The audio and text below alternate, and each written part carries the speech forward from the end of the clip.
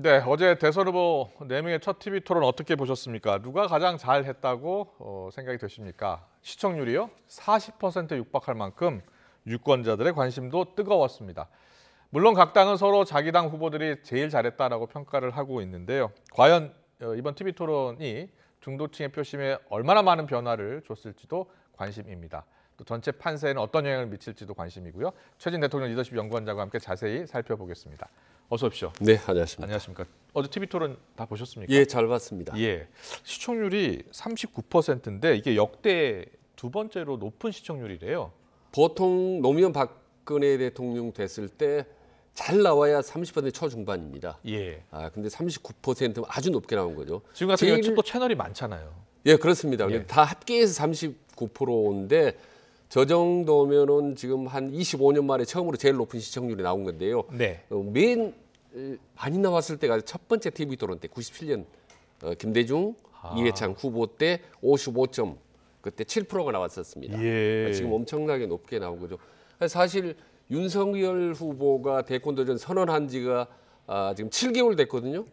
예. 처음으로 양강 후보가 공개적인 석상에서 맞붙은 처음입니다. 그리고 안철수까지 합하면은 이른바 2강 1중 후보가 공개적으로 맞붙은 건 처음입니다. 네. 그러니까 국민들 입장에서는 이제 본격적으로 대선에 대해서 누구를 지지할지라고 이제 판단하기 시작하는 중도층 입장에서는 네. 그래서 본격적으로 이제 표 계산, 득표 여부를 결정하는데 결정적 영향을 지금 미치기 시작한 저는 TV 토론이라고 봅니다. 그렇군요. 높은 시청률만큼 유권자들의 선택에도 큰 영향을 미쳤다 이렇게 보면 되겠습니까? 네, 일단 그렇게 봅니다. 예. 미치기 시작했고 국민들로 하여금 내년 3월 9일, 금년이죠. 예, 금년 3월 9일에 본격적으로 깊이 관심을 갖게 만든 그런 가장 큰 중요한 계기였다라고 봅니다. 네, 각 당은 자기 당 후보가 제일 잘했다 이렇게 평가를 하고 있습니다. 네. 최진 원장께서 보시기에 가장 돋보였던 후보, 또 상대적으로 기대에 못 미쳤던 후보 어떤 후보였다고 보십니까? 저는 뭐 특별히 솔직히 누가 예. 잘했거나 특별히 못한 사람이 없었다고 봅니다. 그러니까 기대했던 KO 펀치를 가진 강타자, 인파이터들이 막상 링 위에 올라가서는 네. 링을 빙빙 돌면서 그렇습니까? 점수 따기, 포인트 탐색전에 그치고 말았다라고 봅니다. 예. 그럼 보면 이제 개별적으로 이제 보면은 이재명 후보 같은 경우는 이제 역시 순발력이 있었지만 네. 그러나 야 시원하다 저게 바로 사이다 스타일이구나라고 하기에는 조금 미흡했다라고 보는 거예요. 예. 윤석열 후보 같은 경우 역시 이렇게 한 달 한 달 갈수록 학습 능력이 상당히 뛰어난 것 같지만 예. 야 역시 국정 능력 있다라고 하기에는 조금 미흡하다. 그렇군요. 예, 안철수 후보는 콘텐츠가 상당히 좀 진전되고 발전된 것 같지만 예. 강력한 전달력이나 호소력이 좀 미흡했고요. 심상정은 아마 네 번째 TV 토론 대선에 도전해서 그런지 몰라요. 역시 노련하지만 예. 참신함, 새로움은 좀 부족했다. 그런 생각이 그렇게 듭니다. 보시는군요. 이준석 대표는 이렇게 이야기했습니다. 윤석열 후보가 1등. 예. 예. 그리고 뭐 심상정 후보가 돋보였다 뭐 이렇게 평가했는데 자, 각 당이 이번 TV 토론을 어떻게 평가했는지 듣고 오겠습니다. 이재명 후보는 시종일관 경제, 민생을 가장 중심에 두고 토론에 임했습니다. 준비된 대통령, 일 잘하는 대통령의 면모를 유감없이 드러냈다고 평가합니다. 반면 윤석열 후보는 처음부터 정책 토론에는 안중에도 두지 않았습니다. 기후 환경 분야와 안보 분야에서도 정말 그 인식 수준이 한심했습니다. 100번 양보를 해서 이야기를 하더라도 알리백에 대한 이 고민이 전혀 없었다라고 하는 건 정말 심각합니다. 이 대선 후보가 알리백 자체를 모른다는 것은 충격이었습니다. 저는 윤석열 후보가 뭐 많은 분들의 기대치를 상회하는 굉장히 뛰어난 토론을 했다 이렇게 생각합니다. 우리 윤석열 후보가 단연코 1등이고요. 심상정 후보도 상당히 돋보인 부분이 있었고요. 그리고 이재명 후보는 아무래도 이게 초반에 대장동으로 가면서 그냥 본인이 좀 상당 부담감을 느끼고 나중에는 뭐 답하지 않겠다는 얘기 비슷한 것도 하고 굉장히 좀 위축된 자세를 보였던 것 같아서 3등으로 평가하고요. 뭐 나머지 한 분은 제가 평가하지 않겠습니다. 네. 일단 민주당은 윤석열 후보 토론 아주 혹평했어요. 예. 우리 아리백도 모른다 뭐 이러면서요. 어떻게 들으셨어요? 그러니까 뭐 혹평을 하기에는 좀 애매모호한 부분이 있습니다. 이렇게 대장동 게이트는 엄청나게 중요한 빅 이슈를 놓고도 서로 시원한 질문도 없었고 시원한 답변도 좀 없었다고 보는 거기 때문에. 예. 그래서 아마 모르겠습니다. 그러니까 지지율이 비슷한 두 후보가 치열하게 네거티브 난타전을 벌이면 네. 오히려 국민으로부터 비판을 받고 중도표가 떨어져 나갈 것을 걱정했는지 우려했는지 오히려 정책적인 우리 경쟁을 통해서 서로 윈윈하자고 마치 이 묵식은 합의를 한 듯한 그런 저는 느낌을 좀 받았습니다. 인파이트 복싱을 하지 않고 아웃사이드 복싱을 했다는 말씀. 예, 치열하게 싸우면서 우리 서로 피 흘리니까 예. 서로 점수 따는 점수 식으로 관리했다. 좀, 안전한 게임 하자라는 알겠습니다. 식의 그런 묵시적인 합의가 이루어지지 않는 무언의 공감대가 이루어진 것 같다는 생각이 듭니다. 앞서 저희가 영상으로 좀 정리를 해드렸는데 토론에서 대장동 이야기가 나왔을 때는요. 윤석열 후보가 상당히 공격적으로 물어봤고 이재명 후보도 부산저축은행 수사를 왜 그렇게 했냐 또 맞대응했어요. 예. 대장동 의혹 관련 공방은 어떻게 보셨어요? 그러니까 솔직히 말씀드리면 이점이 다 나왔던 질문입니다. 나왔던 사실은 질문이었다. 예, 나왔던 언론에 충분히 나왔던 레파토리를 다시 한번 이제 반복한 거고 이재명 후보는 거기에 대해서 바로 정면 돌파를 하지 않고 우회 돌파했죠. 바로 그러면 부산저축은행 대리는 왜 봐줬느냐. 그것 때문에 결국은 대장동 게이트가 터진 거 아니냐라고 서로 공격을 했기 때문에 저 상황을 정확히 모르는 중도층 입장에서는 누가 옳지라고 판단이 어렵습니다. 이를테면 대장동 게이트 특검 있지 않습니까? 네. 특검만 하더라도 결국은 무산된 걸 누구 탓입니까 이게? 이게 애매모호하거든요. TV 토론 양자 토론 하기로 했다가 안 했지 않습니까? 예. 지금 누구 때문입니까? 이재명 후보 때문입니까? 아니면 윤석열 후보 때문에 애매모호하거든요. 그래서 역시 중도층이 볼 때는 대장동 게이트 역시 예나 지금이나 앞으로도 애매모호하다. 그래서 제가 일부러 약간 심한 표현을 썼지 않습니까? 대장동 게이트 물 건너 갔다고 이미 이번 대선에 결정적인 영향을 미치지는 않을 거라고 말씀드렸습니다. 알겠습니다. 근데 앞서 보니까 그 이재명 후보가 윤 후보에게 아리백 퀴즈를 냈잖아요. 예. 후보로서 준비 부족한 것 아니냐라고 이렇게 윤호중 원내대표가 비판을 했는데 어떻게 들으셨어요? 저도 같이 TV 본 사람들 물어보니까 모르더라고요. 아리백 또 하나 물어봤죠. EU 엑소노미라고 물어봐서 몰랐는데 이제 아마 윤석열 후보가 정치를 입문한 지 오래 안 되기 때문에 국정 능력이 좀 부족하지 않나 이런 부분을 부각시키기 위해서 경선 때부터 내 입에서 그런 질문을 많이 있었지 않습니까? 사실은 홍준표 의원은 뭐 작게 502로 기억하시죠? 물어본 거고 그다음에 뭐 청약 통장에 대해서도 물어보고 그렇습니다. 청약 통장 만점이 몇 점이냐라고 물어봤었죠. 그렇습니다. 이게 이제 어떻게 보면 윤석열 후보 최대 취약점 아킬레스건입니다. 국정 능력이 좀 부족하지 않느냐라는 부분인데 근데 오히려 그런 부분 때문에 사실 윤석열 후보가 뜬 이유도 있습니다. 여의도 정치하고는 일정 거리가 있고 참신하다. 비록 국정이 부족하지만은 상당히 좀 현 정권의 심판을 할 수 있는 그런 대안 카드다.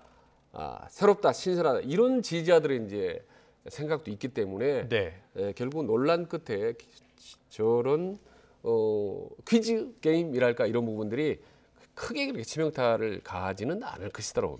이미 오랫동안 워낙 되풀이 되지 않습니까? 뭐 일이 하다못해 일일 실현 이란 말이 나왔을 정도로 여러 번 저런 부분들이 되풀이 되어 왔기 때문에 지지율에 큰 변동을 주지 않을 것이다. 다만 그럼에도 불구하고 저 부분이 중요한 건 사실이죠. 국정을 이끌 지도자라면 다 알아야 되는 거죠. 두루두루 알아야 되는 건데 솔직히 아리백이나 EU 엑소노미는 어렵습니다. 그리고 우리 실장님 앵커는 어떨지 모르겠지만 저도 잘 몰랐던 내용이에요. 아리백을 좀 더 제가 자세히 설명드리려고 찾아봤습니다. 100% 재생 에너지로 생산하지 않은 제품은 공급받지 않겠다라고 유럽에서 이야기하고 있거든요. 그리고 각국에서도 이게 캠페인으로 펼치고 있다고 합니다. 그래서 뭐 구글, 삼성, 나이키 유수의 글로벌 기업들이 이걸 채택하려고 하고 있대요. 그래서 대책은 뭐냐라고 이렇게 물은 것 같습니다. 그렇습니다. 저도 이제 이후에 공부를 좀 했습니다. 알겠습니다. 배우자 리스크 이야기 해볼게요. 사실 앞서 저희가 변호사하고도 이야기했습니다만 이재명 후보의 배우자 김혜경 씨 지금 뭐 여러 의혹들 제기되고 있잖아요. 예. 법인카드 유용 의혹도 제기되고 있고 그래서 혹시 토론회 때 나오지 않을까 했더니 한 번도 언급이 안 됐어요. 지금 구정 때부터 구정 설 예. 연휴 때부터 계속 문제가 됐고 지금 이후에도 온 국민이 궁금해하는 것 두 가지를 딱 꼽는다면 뭐 김건희 씨의 7시간 녹취록, 예. 그 다음에 지금 김혜경 씨의 지금 과잉 의전 논란 아니겠습니까? 네. 두 부분이 당연히 나와서 네거티브로 난타전을 벌릴 줄 알았는데 예. 이 부분에 대해서 거의 뭐 두 후보가 노코멘트하고 그리고 양쪽의 두 후보도 안철수나 심상정 후보는 사실상 별 질문을 하지 않았습니다. 예. 예, 그래서 이게 참 많이 의아해할 거예요 아마 시청자 그러니까요. 입장에서는. 예, 그렇습니다. 그래서 저는 이것도 혹시 신사협정이 이루어지지 않았나. 아. 우리 민감한 가족 리스크 서로 건들지 맙시다. 우리 두 사람 그 건들면은 계속 세게 상승작용 되면 예. 결국 중도층 떨어져 나가면 안철수 후보 좋은 일 시켜주지 않습니까? 예. 예, 차라리 우리 양강 구도로 당분간은 갑시다라는 신사협정이 이루어지지 않았나라는 생각이 들 정도로 너무나 논란이 없기 때문에. 지금 그렇지 않습니까? 치열하게 지금 1, 2위를 다투고 있는 두 후보가 그런 신사협정을 맺을 수 있습니까? 참모들 간의 은밀하게 이루어질 수 있죠. 그렇지 않고서 예. 저렇게 완벽하게 얘기를 할 수가 없죠. 그래서 저는 항상 적정한 네거티브는 필요합니다. 대선 때 예. 국민들이 알 권리 차원에서 검증 차원에서 적절한 네거티브는 필요한 거죠. 혹시 역풍을 우려해서 예. 서로 언급을 자제했던 건 아닐까요?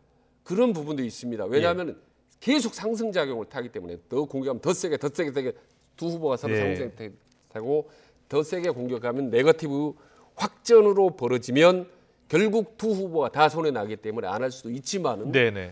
그럼에도 불구하고 저런 부분 국민이 알 권리 차원에서 물어봐 주고 예. 또 그 질문을 계기로 충분히 해명을 하는 건 너무나 당연한 건데 네. 아예 한마디도 없다는 것은 저는 시청자 입장에서는 밋밋할 뿐더러 중도층 입장에서는 이거 뭐야 하는 생각이 들 수도 있다고 봅니다. 그래서 보니까 오늘 인터뷰 보니까 이준석 대표는 김혜경 씨 관련해서 여러 제보가 들어와 오고 있고 예. 검증 확인 과정이 좀 필요하다 이렇게 얘기를 하고 있고 예.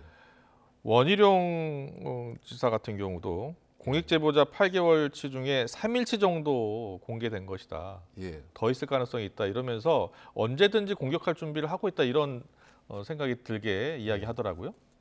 지금 경기도에서 자체적으로 그냥 감사하기로 된 거 아니겠습니까? 예, 맞습니다.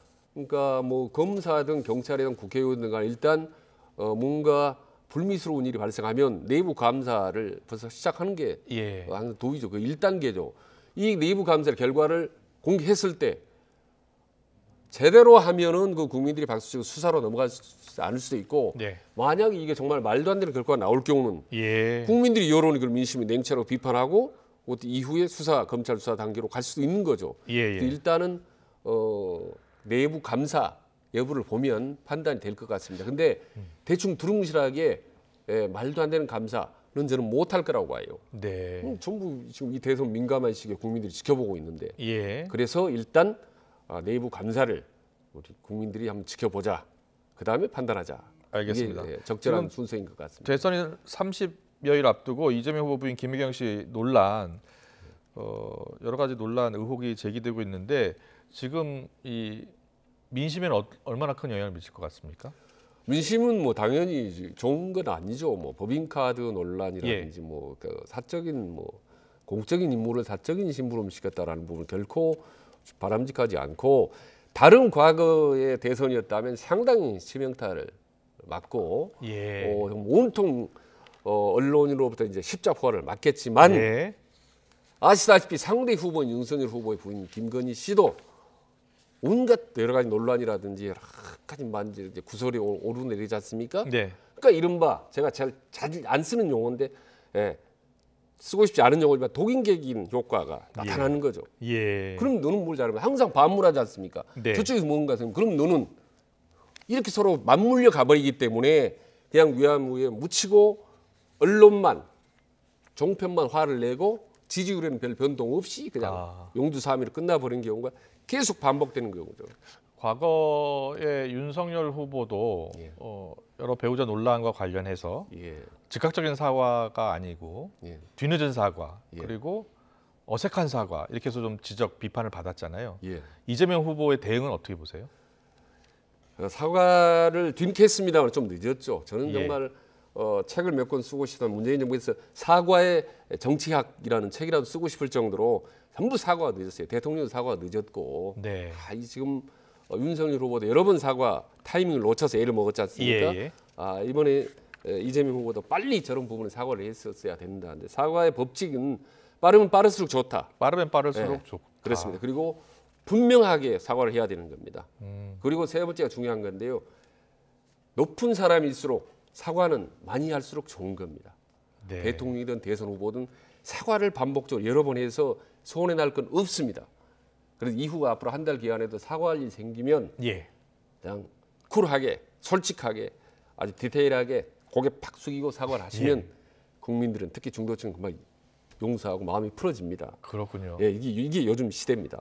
사과에 옛날엔 인색하면 안 되겠네요. 예, 옛날에 사과 안 하면 네. 계속 뭉개고 딜레이하면 늦추면 그 자체가 계속 국민들로부터 비판을 받죠. 근데 지금은 빨리 하는 것이 아주 최선의 방법입니다. 알겠습니다. 여론조사 또 전문가이시기도 하니까 오늘 나온 여론조사 좀 분석해 주세요. KSY 여론조사인데요. 이게 20일 날 조사를 했어요. 예. 예. 2일하고 3일이군요. 예. 2일하고 3일 여론조사입니다. 이재명 후보 40%, 윤석열 후보 45.7% 나왔네요. 안철수 후보가 6.9% 나왔고요. 심상정 후보 2.7% 나왔습니다. 표심의 변화 좀 보십니까? 어떻게 보셨어요?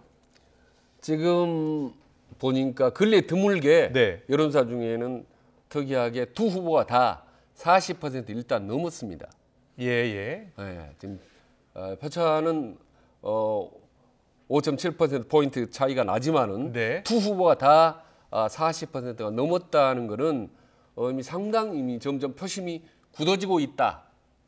양강 구도로 굳어지고 있다라는 거고 점점 중도층이나 부동층이 좀 점점 축소되고 있다라는 의미를 두고 있죠. 그렇군요. 예. 지지 후보 없음이 2.9%밖에 안 되네요.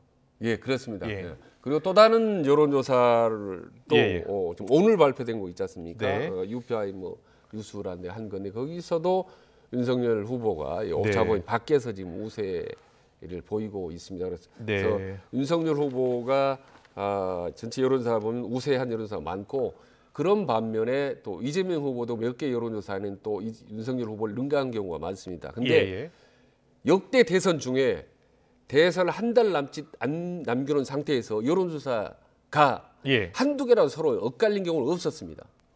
어느 후보가 다 오차범위 내에서든 항상 우위를 유지했지 지금처럼 서로 혼전을 겪은 경우는 한 번도 없었습니다. 네. 결국 박빙승부로 가는 거군요. 예, 아직까지 한 달 초에 예. 한 달 전까지 지지도가 박빙이었던 데는 한 번도 없었습니다. 그랬군요. 과거 대선 때. 예. 다 어느 후보가 오차범위 안에서라도 앞섰고 밖에서 다 앞섰습니다. 그랬군요. 예, 아주 특이한 정말 그야말로 오리무중의 선거인 거죠. 거기다가 또 안철수라는 또 중도의 강력한 상수가 있기 때문에 더 어렵게 만드는 거죠. 상황을. 그렇군요. 알겠습니다. 이번 주말 후보들 일정 잠깐 살펴볼게요. 이재명 후보가 PK 지역 찾아요. 네. 부울경 방문의 종착지는 또 봉화 마을이라고 합니다. 어떤 의미가 있을까요? 지금 아시다시피 PK는 노무현 문재인 대통령 고향이고 친노 친문 진영의 지지층들이 어떻게 보면 텃밭이라고 할 수가 있는 거죠. 예. 그럼에도 불구하고 문재인 정권의 정권을 교체하자, 정권을 바꾸자라는 여론이 높습니다. 예. 이 지역을 이제 이재명 후보가 가는데 이재명 후보가 정치적인 호소력은 PK 부산 경남에서 잘 먹히지 않을 것이다. 예. 반문 정서가 아주 강합니다. 그렇기 때문에 오히려 지난번에 방문했던 것처럼 민생에 대한 호소를 해야 됩니다. 2030이라든지 자영업자 영세민들에게 강력하게 호소를 하는 것이 오히려 더 효과가 있을 거라고 봅니다. 강성 친문 지지층이 아직도 이 후보 쪽으로 다 가지는 않았다 이런 평가가 있던데 그렇게 보세요? 저는 다 가지는 않았지만 그 부분에 대해서는 진짜 중요한 변수로 보지를 않습니다. 예. 지지층 결집은 이재명 후보의 전략 중에서는 아주 한참 뒤로 밀려져야 됩니다. 네. 지금은 지지층은 이미 확실하게 35%를 넘는 순간 지지층은 올 표는 다 왔다고 보면 됩니다. 그렇군요. 나머지 예. 중도층을 가지고 저는 경쟁을 한다고 보는 거고요. 네. 아까 40%, 45% 이렇게 양 후보가 나왔지 않습니까? 예. 그러면 저는 전체적으로 100을 놓고 볼 때 4대4 이미 진보 보수 표는 이미 결정이 됐다고 보는 거고요. 아. 나머지 한 20% 미만 정도의 중도표가 마지막 지금 TV 토론 여러 가지를 지켜보고 있는 상태라고 봅니다. 그래서 이 20%를 잡기 위해서 외연 확장을 위해서 총력을 기울여야지 집토끼를 잡기 위해서 지지층 결집을 힘과 노력을 기울인다는 이거는 뭐 적절한 전략은 아니라고 봅니다. 알겠습니다. 이준석 대표가 연휴 기간에 호남 찾았잖아요. 예. 광주 무등산 올랐는데 윤석열 후보도 6일에 광주를 찾을 예정이라고 합니다. 예. 역대 대선 보니까 보수정당 호남 최고 득표율이 박근혜 전 대통령 10.3%였다라고 하더라고요. 예. 근데 이준석 대표는 목표가 20%라고 하는데 예. 어떻게 보세요? 그러니까 전쟁을 할 때 보면 상대방은 헤드쿼터라도 본부, 사령부를 폭격해서 거긴 무너뜨리면은 전쟁이 끝날 정도로 중요합니다. 어떻게 보면 지금 이번 대선의 중요한 어떤 사령부 중에 하나, 특히 민주당의 나발원 요새, 무너지지 않는 요새가 호남입니다. 네. 근데 이게 사실 상당히 좀 흔들고 있는 사실인 겁니다. 지금 박근혜 대통령 처음으로 10%포인트 넘었지 않습니까? 높고 지난번에는 홍준표 후보는 이제 5%도 못 넘었습니다. 근데 최근 들어 여론조사 보니까 10% 중반, 심지어는 20%를 넘는 표도 나옵니다. 근데 만약 10%만 넘어도 대성공이고 국민의힘 목표대로 만약에 15% 나아가서 20%를 넘는다면 그건 기적이고 게임 끝나는 거죠. 근데 최근 들어 보니까 상당히 지금 국민의힘이 호남에 총력을 기울이고 있는 것 같아요. 당장 지금 오늘 금요일인데 월요일 날 다음 주 월요일만 해도 상당히 광주에서 중요한 행사가 몇 개 있습니다. 국민의힘이. 근데 주로 여성층과 20, 30대 공략을 말하는 호남에. 20, 30대. 예. 그래서 국민의힘이 내려가는 사람도 중진 의원들 지도부의 부인들이 내려갑니다. 네. 그래서 호남에 또 유력한 여성 정치인들을 상대로 해서 여성을 상대로 들어가고 또 20, 30대를 상대로 해서 적극적으로 이렇게 공략을 하고 있기 때문에 상당히 지금 호남이 흔들리고 있습니다. 네. 그러니까 전공법이 아니라 옆에 이제 측면 돌파법을 국민의힘이 구사를 하고 있는 거죠. 그게 지금 상당히 먹히고 있는 건데요. 민주당 입장에서는 다급하고 그래서 확실하게 방어해서 부동의 아성을 만들어서 과거처럼 몰표가 나오게 만들어야 되는 거기 때문에 호남에서 거의 눈에 보이지만 않지 피가 튀기는 혈전이 벌어지고 있다 해도 과언이 아니라고 봅니다. 알겠습니다. 오늘 정치권 이슈는 여기까지 듣겠습니다. 최진 대통령 리더십 연구원장과 함께했습니다. 잘 들었습니다. 고맙습니다.